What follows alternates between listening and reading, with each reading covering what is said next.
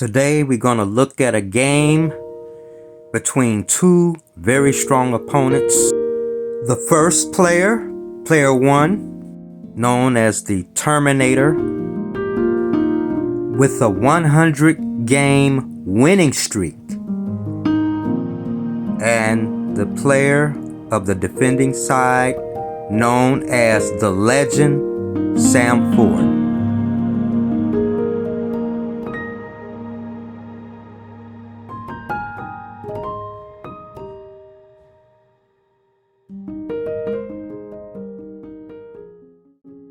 So, going back to the starting position, e4, e6, d4, d5, knight to d2, d takes e4, knight takes e4, and the move played here was pawn to e5. Now this is known as the Ellis Gambit. The idea is that if white should ever take the pawn on e5, then black will follow up with queen takes queen on d1, which will compromise white's castle or deny white a castle. And black will just continue with solid development. The move played in the game was pawn to d5 to gain space.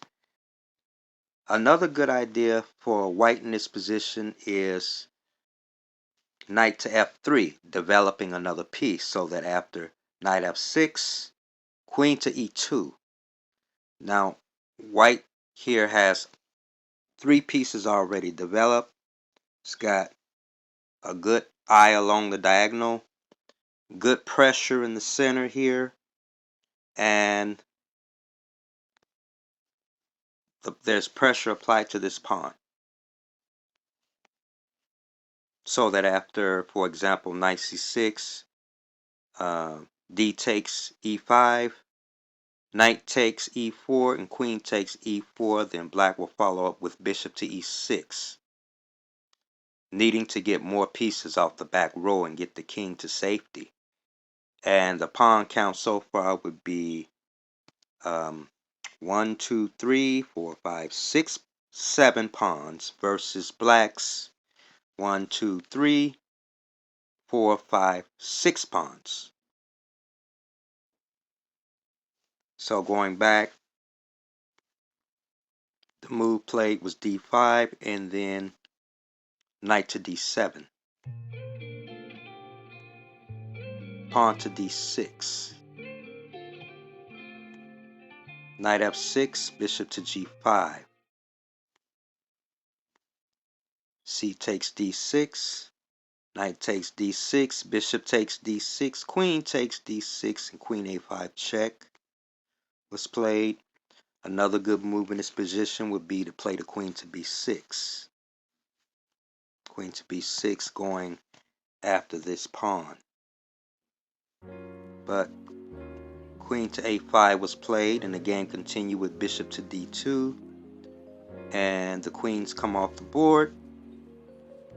Knight f3, pawn to e4.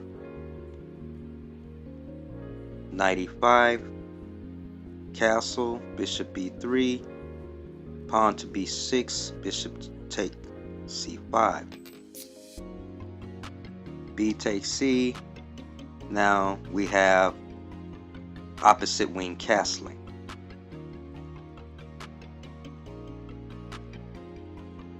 Okay, and now rook to e8. Knight c4, bishop e6, h3, rook a b8, pawn a3. Played in the game was knight to d5. And after knight d5, white could have capitalized. The move the white played was pawn to g3. Perhaps knight to d6 gains tempo on this rook here, and also attacks the pawn on e4. For example, rook e7, knight takes e4. and the double up on the b file, then simply pawn to b3.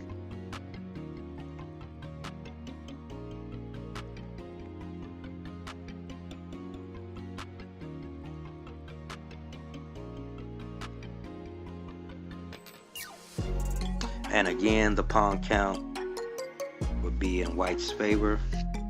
6 pawns versus 5. But played in the game was pawn to g3, and the game continued. Rook on e to d8, bishop to e2, knight b6, knight e5. Another move to consider here for white. Look at the position. What do you see? 2 rooks there. Perhaps a better move would have been knight to a5, threatening to go here, where you would be hitting these 2 rooks. For example, bishop d5, pawn to c4, bishop e6, knight to c6, trade,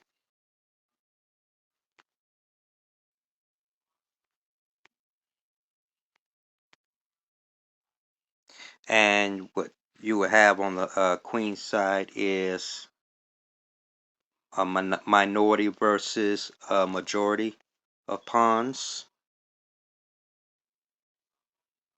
And what you have here is the same thing, a minority of pawns on this side versus these 3, but keeping an eye on this advanced pawn. But played in the game was knight to e5. Perhaps the same idea, hitting the same square, but just from another angle. But rook on b to c8 was played, and the game continued with rook takes d8, recapture, knight c6, rook d7, king to f8, pawn to g4, and king to e8 was played. Knight e5, and rook d4 was played.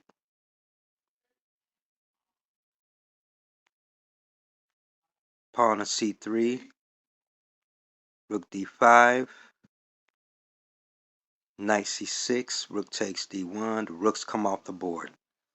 Now we have a minor piece in game. a6, bishop c2,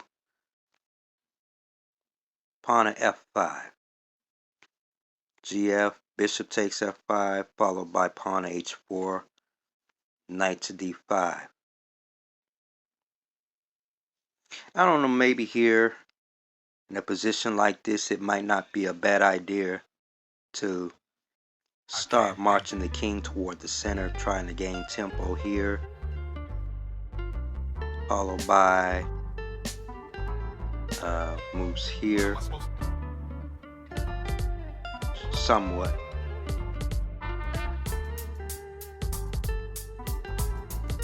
Knight to d5, pawn to f3, knight f6, knight b8, a5, knight c6, a4, fe, bishop e, and knight to e4. I'm sorry, knight to e5. King e7, bishop takes a4, king e6, knight c4, king to f5 was played, king d2. Now here, after the move king to f5, white could have capitalized by playing instead knight d6 check, forking both the king and the bishop. With knight d6, for example, king g4, knight takes e4, knight takes e4, bishop c6, knight d6, and then started advancing the pawns on the queen side.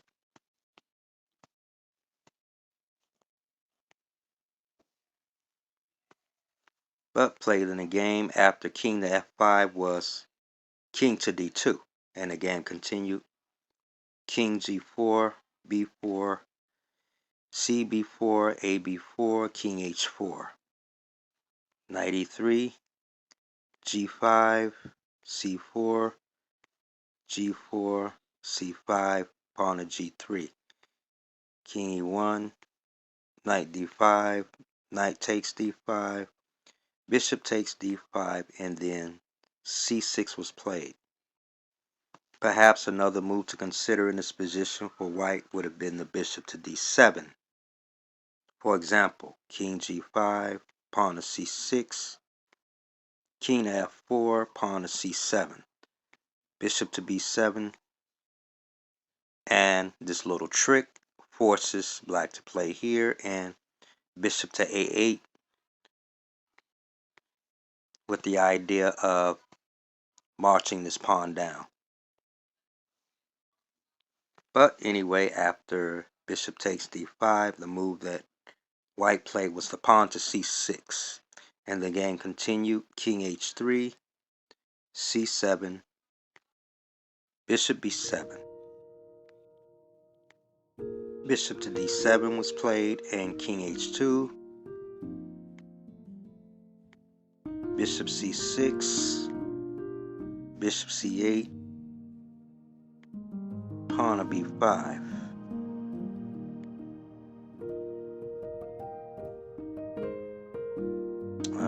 G2, bishop takes g2, king takes g2, b6, h5, king d2, pawn h4, king e3, and after h3 and a few more moves, black went on to queen, king to c6, and it's only a matter of time before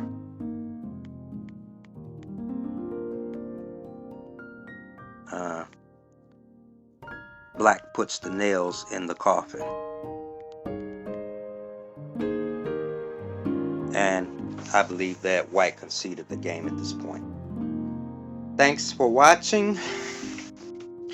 Don't forget to like, comment, share, and subscribe. And stay tuned for my next video.